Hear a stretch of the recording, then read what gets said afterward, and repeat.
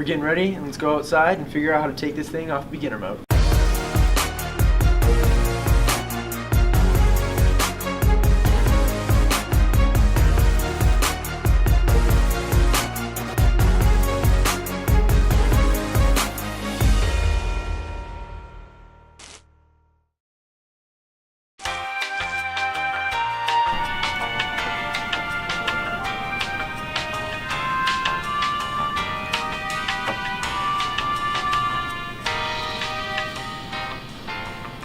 Alright, so we're back with the Phantom Impact project.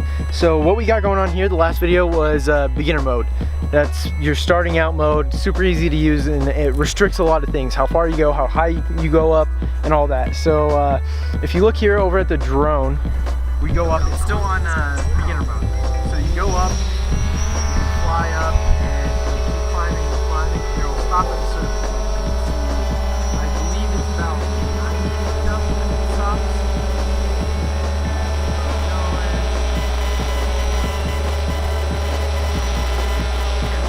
That point, it'll let you know on the iPad.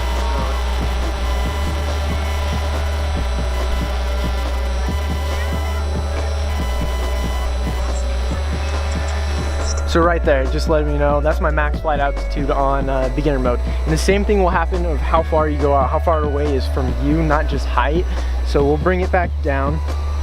And then all this, how to switch it out, is going to be on the same tab as we were to switch it on to beginner mode. And it's super simple. So all you do is, once you have this landed, it's going to be over here on the 3 dots, and it's going to be under just all the settings over here. Let's see here.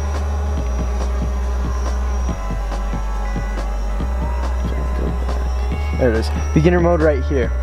So it's going to be under the very first tab that's there, and then we're good to go. We landed, props are turned off, they stop spinning.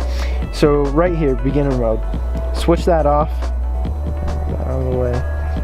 And now it says beginner mode is now off, and you click OK, and you have all these settings.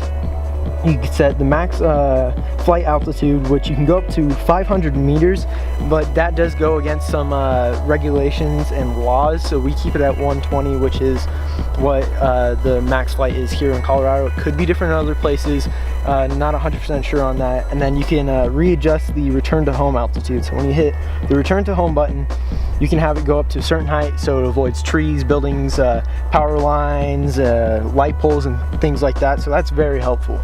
So now that we have it out of beginner mode, go ahead and start it back up. Been updated. Take off. And this time, since we have it set up to 120, it'll definitely go faster too. And since it's at 120, you can go way higher. And as you can see, out of beginner mode, you can fly up a lot faster. 75 now. Right now, 90. Now we're reaching right here at 119, and it fluctuates between 119 to 120, which is super helpful, because if you're up there, like as we look up now, like it's super tiny to see. So we can bring it back down, and then we can also fly pretty far away, which is very helpful, instead of going a certain small distance.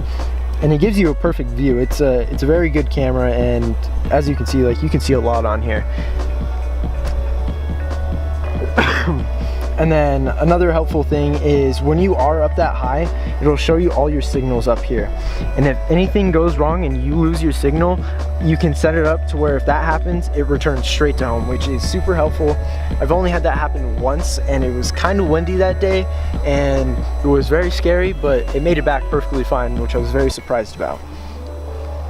So we'll bring it back down, and also over here on the map, if you're pretty far away or height wise, it shows your home point, and you can always just hold the home button down.